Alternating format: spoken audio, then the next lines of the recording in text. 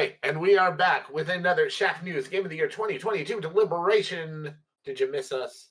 I'm sure you did. Well, all you had to do was click on a video to get our next category and nominations.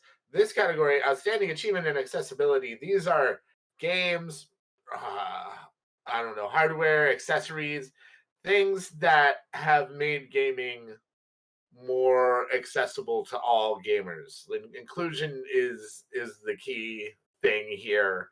What has made it possible for more people to enjoy gaming or a specific game? Like, what has a specific game done in order to make itself accessible? So, with that, we only have a few nominations in this category. So let's get right down to it. Who would like to go first? Bill, would you like to take the reins here? Sure. And I've actually dropped something in our Slack channel there for folks who want to follow along because this game, God of War Ragnarok, has such an extensive list of accessibility options that if I were to try to name them, after like step away from the PlayStation and name them, I would miss 50%, 60%, 70%. I don't know, a lot. Um, so I've linked a Sony PlayStation article that lists all the accessibility options for God of War. But I remember when firing it up and playing it for the first time, something that stuck out to me, and it's not something that I'm using. It just stuck out to me was the fact that you could slow down the timing on some of the puzzles. And I thought that was really interesting because when we think about accessibility, we oftentimes think about um, sort of settings that might apply across the entire experience. So if I am colorblind, and if I turn on colorblind options, they're just on. That's it. They're either on or they're off. But that's just like a blanket. And it was interesting to me to see God of War look at some of the finer details of its game and add in things that I think a lot of games wouldn't even think to do. They'd be like, well, we made an easy mode so that it's easier to kill enemies, and if you're struggling with difficulty, then you have that, or you can remap your buttons. But being able to individually tune down, like, hey, I can't necessarily hit these three targets in the time frame that you're asking me to hit them in, so I can slow down that specific aspect of the game. I thought that was really cool. It was a standout for me among accessibility options, but it also does the thing that is becoming more common, which is when you fire up the game for the first time, the accessibility options are the first thing that you see, so that you don't have to sit through like an opening tutorial or an intro mission or anything else using settings that are less than ideal for you. You can set those before you ever get into the game. So I thought that, again, that's a shining example of it. And I'm pretty. I believe that even though accessibility options, especially among some publishers, I think that some publishers are getting better and better as a whole. But I still think we're barely scratching the surface of what we're going to see, and I'm excited when I see things like this because it means that someone else is going to see this, another publisher, another developer, and they're going to be like, "That's a great idea," and then they're going to be put it in their own version of it, or they're going to expand upon it. And I think God of War's accessibility, our options are great. I am using them myself. I know that like colorblind's always been a thing, but hey, this was the year that I was diagnosed with tinnitus, and it's very kind of hit or miss what kind of sounds I can hear and and whatnot. And I'm not specifically speaking to accessibility with sound with God of War, but um, just I've become to appreciate when a game gives me more options to tune the experience, even though I never really felt like I needed them in the past. So. I think it's to speak to what you said, Bill. I think it's you made a great point about optics. Other studios will see this and hopefully follow it's the example, and I think that's especially we have reason to be optimistic that it will get better because this isn't just a studio. This is a Sony-backed studio putting out a AAA, like one of the biggest games of the year. So I think it's much more likely to get that attention that it needs that you spoke of. But something I've been doing in the last year. So I didn't know what tinnitus was in the beginning of 2022. I just knew that like I was having sensitivity problems with certain microphones, and especially like on calls that we're on, like that's why we honestly, it's I think why we moved to Discord is that I was when we were doing meetings and whatnot at Shacknews is that I was in Slack with you guys. I was like, hey, I can't adjust your volumes, right? So I have to turn the volume down to like 5% in order to be tolerable. So like in Discord, I can adjust it. And like you look at the audio and the hearing accessibility in God of War, and it's something that I never would have thought of before. But like looking back over the last year, I have subtitles on almost every streaming service that I'm using. Even though I have the volume up, I have the volume at some point so low that I need that subtitle because otherwise I'm going to miss like enough that I can't really put together what's being said. And that's the same thing with video games. Like I'm always volume is very low and I'm on like a subtitle on guy. And the fact that you can adjust subtitles and you can change the size of subtitles, like things that um I've just come to appreciate them more, and I'm always happy when I see a game that hits them. And it's interesting to me to see accessibility options that I never would have thought to throw into a group of accessibility options. Like my brain never would have been like, you know what they should do? They should adjust, the speed of some of the puzzles to make it easier. Like that wouldn't have occurred to me, and I'm, as silly as that seems, and I'm excited that it is occurring to somebody, and they're implementing those. Well, that's a good point. I think when most people, this is why the conversation is important, why this category is important to us here at Check News. I think when most people hear accessibility, they think of, vision impaired, hearing impaired, but also things like slowing down the speed of puzzles is that outside the box thinking that we need more of to continue to improve this category. They let you tweak the way you handle mini games too, which I really appreciate because I don't like tapping buttons over and over and over again. So just being able to hold something down, like I really hate QuickTime events in general. So the fact that I can simplify them or, try and like minimize them as much as possible in this game, like that's a big plus for me even, but that's also going to be good for somebody that can't just sit there and like tap X over and over and over again because they're physically incapable of doing that. you know yeah, it shows a lot of it's a good it's taking parts of the game that you have to engage with and thinking about how different people with different levels of accessibility can approach it, which is, I think, a much newer concept here. And I think it's where a lot of games should be heading. Man, if only, I mean, I think it's almost a good, I would love to see something like this implemented and like maybe made into an easy mode for Elden Ring, honestly.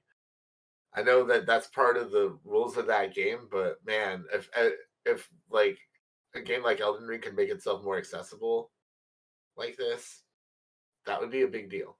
But God of War is, I think, leading a charge here in a lot of ways with some of these new implementations.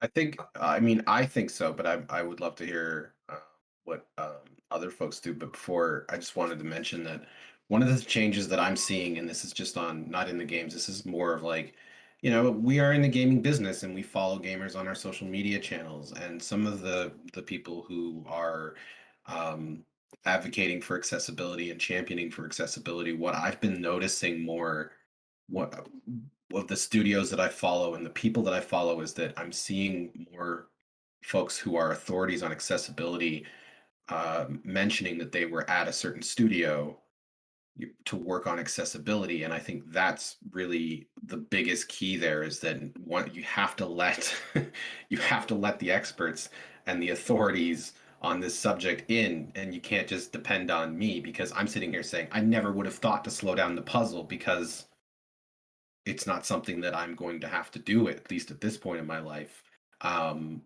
And by actually bringing people in who can speak to this and not just saying, well, we need accessibility options, like what should we do? Like including people who can give you insight that you never would have dreamed of in the conversation is the big thing. I also, Bill, I wonder, in these categories, we don't look to drag any games. We're celebrating games.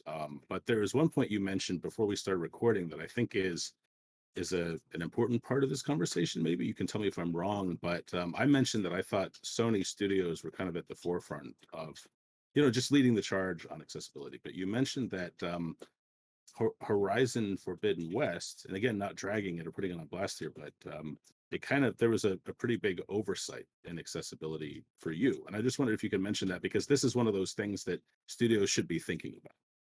Yeah, it's honestly, Dave, it's weird for me because when I never allow myself to view myself as needing something like that.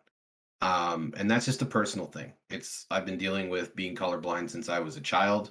I got beat up for wearing a pink shirt because I didn't know it was pink when I was a kid. And at the time, that was a big deal. Today, I would have been like, yo, man, that's a great shirt. But so I've been dealing with colorblind forever, and I had to almost develop a thick skin of not really saying like these are things that I need, and I even did that a little bit in Horizon Forbidden West. I love that game, I really do. I love the colors in that game. I can't tell you what they are, but they look pretty. But there were points when I was trying to play that game, and it would be like, you need to target the enemy weak spot, and this is how you can tell it's the weak spot. And I'm like, I can't see that. And sometimes I could see it, but if it was, for example, if the lighting was wrong, or it was a time of day, or it was too bright, or there was another color too close to it, and yeah, I mean, I think that was a glaring omission. It's not the only game that's done it, but for me, it is weird that Sony has so many studios that seem to be doing well with accessibility to miss like that. Like, I don't know. I haven't gone back to the game in a while, but I hope, and someone can correct me or update me, but I hope that colorblind settings are now a thing in Horizon Forbidden West. Because I did mention it when I reviewed the game, and I certainly made that point that it's there's a lot of colorblind people out there, and that's just one small part of accessibility. So, yeah. I don't know if that's what you were looking for, David, but Yeah, I just thought it was important to mention because, we've talked a lot about studios kind of thinking outside the box for their accessibility options, and that's important, but so is also thinking about how you even use colors, how you tie them to game mechanics and that sort of thing, right? that's the big thing. It's one thing to look at something and say, well, that's a color in a game, and it's pretty, but it doesn't really affect the experience. It's another thing to say, well, this is, and I'm being just using a random example, but this weak spot is yellow, shoot the yellow. And I'm like, okay, but it also looks weak on the legs, and it also looks weak on the chest, and it also looks weak because like you're using greens and you're using variations, and I can't tell them apart. So now I can't actually do the thing the game is telling me to do.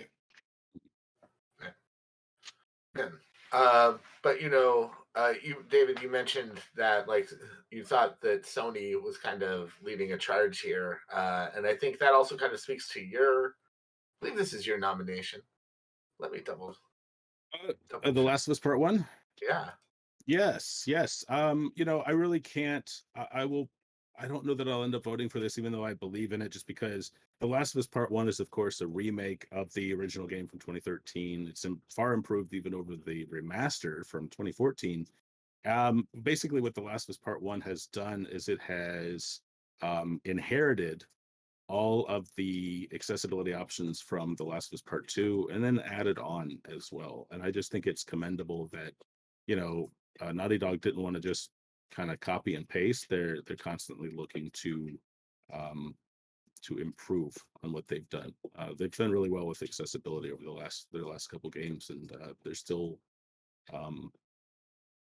charging hard in that area. Yeah, like this time around, they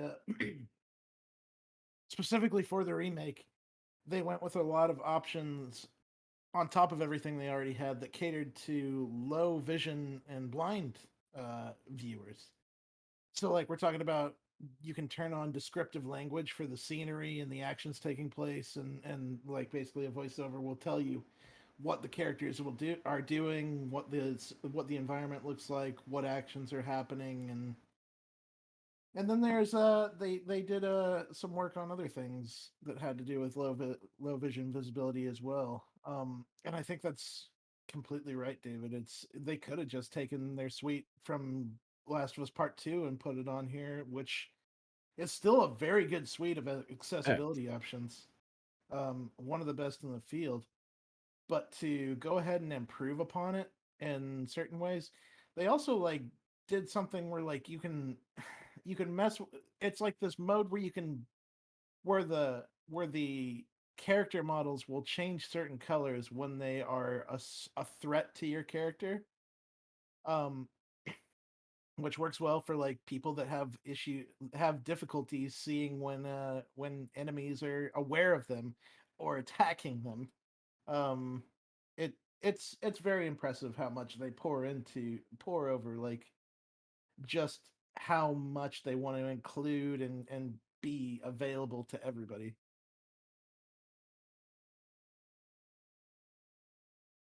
All right, and there you have it. Those are our only 2 nominations this year. It almost seems like Oh, I have a you could nomination. almost. Oh, what? Yeah, I have a Record nomination. scratch.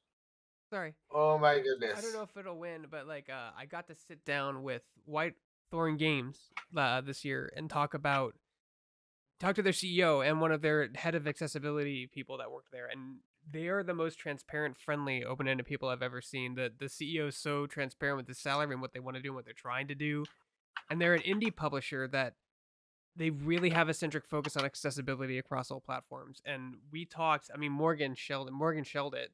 I think they watched it, but it was a very long, informative interview about their process and like how budget comes into constraints and how all this stuff is for indie games. Accessibility is more difficult because when you have games backed by Sony, they can throw 10, 15, 20 million dollars at accessibility options, because they feel it's important or whatever. I can't prove I can't prove intentions for Sony, but they have money that backs that up, and they can throw it at there. When you're working with indie developers, they have to figure out a budget. Okay, we can do colorblind mode, but we can't do this. We can do a soundless option without sound, but we can't do this. So they're always learning from every indie game they publish, and I think a lot of indie games struggle with accessibility just because of budget, because they're spending all their money on making the game and they don't have the budget at the end of the day to add a colorblind mode or pay for a third party to add some sort of accessibility options.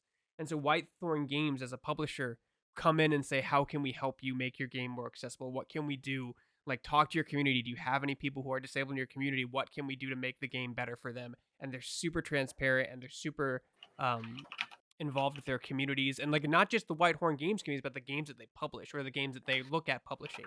And I think there's a lot of back and forth there where God of War, Ragnarok, and Last of Us both have a ton of accessibility options, and they blanket the whole thing. And I'm sure there's studies they did, but I feel like it's a much more personal touch when you come from an indie developer and a publisher, and it's much more difficult when you have to find assets and have to make the tough calls about what you can do with an accessibility game when you don't have a huge budget. And I they may not win, but they definitely deserve a nomination for all the good work they're doing and continue to do for accessibility in gaming in general, especially the indie scene. All right. You forgot to mention they published Calico. Publish a lot of games, like a ton. It's a cat. Yeah, but this is involved. Calico's like a kitty cat. Like, I think you run a cat cafe sim sort of thing in like a kitty cat world. Yeah, I also watched this this video interview, and yeah, it's basically like talking about what they can do within their budgetary and time constraints to make a game as accessible as they are. They also, I feel like it's also something that indies tend to be a little more socially conscious. I don't want to say more socially conscious because obviously God of War has done a lot here, and like these AAA titles are thinking about it, but yeah, in general, indie seems to have socially conscious objectives in mind with their games more so.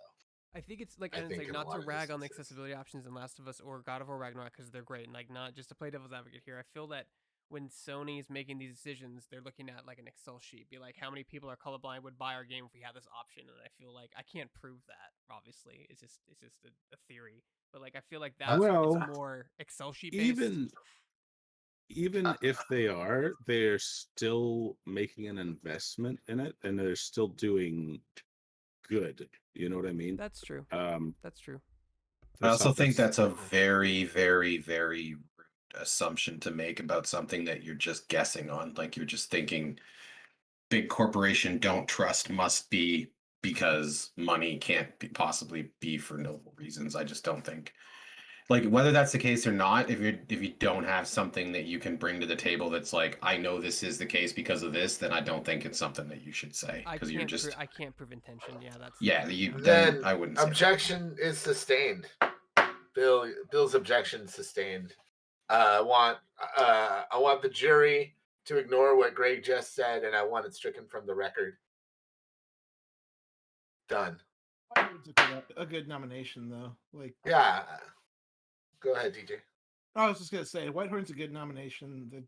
Obviously, they care about that stuff. They've been pouring into it, and as a like not triple tier AAA world renowned developer, it's more of a risk for them to put investment into that section of their game development. They don't have an entire department that they can necessarily devote to that. It's just a decision that they have to decide on, and it sounds like they did, and it sounds like it's worked out well for them. And I do think Greg's nomination is very valid because for the same reason that we're talking about, it's important that other publishers see what Sony might be doing as an example. Not that Sony's the only one. I know that like, we may not have had a bunch of Ubisoft games this year, but Ubisoft has also been doing the same thing in years past. We've seen that. So not to just like talk about Sony as if they're on the top of the mountain or anything, but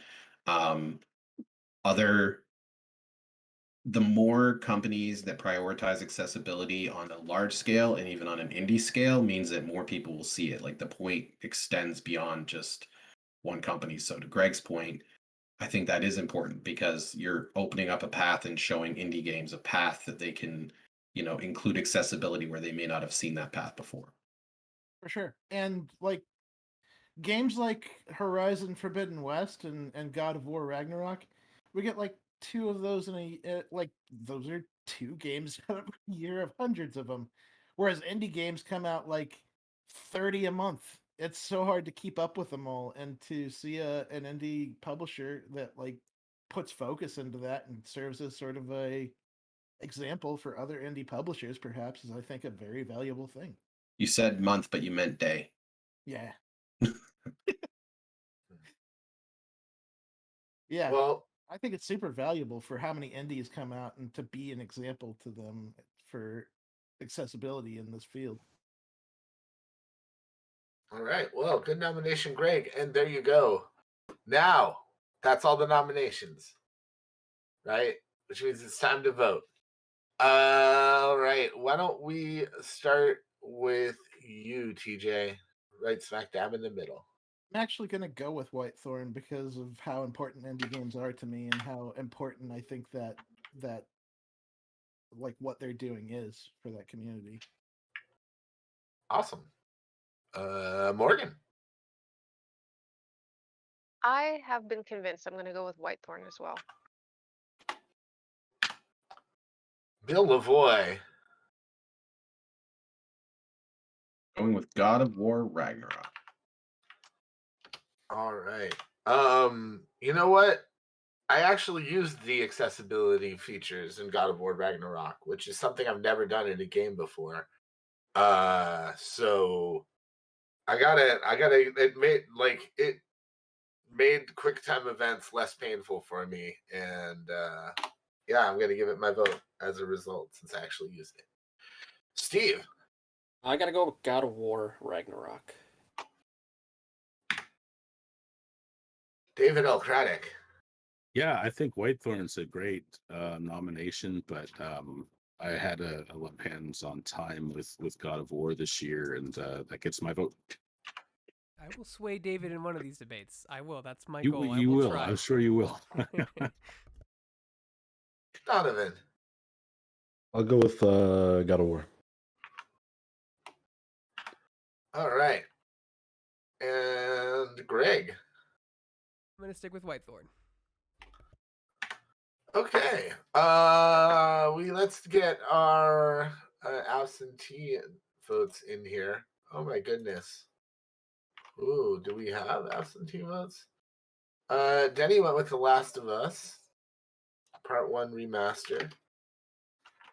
So that's 1 for that. And let's see where our good friend Sam Chandler cast his vote. He went with The Last of Us Part 1.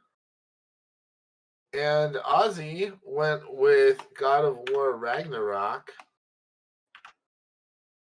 I think that means we have a winner. Outstanding achievement in accessibility goes to God of War Ragnarok. Let it serve you.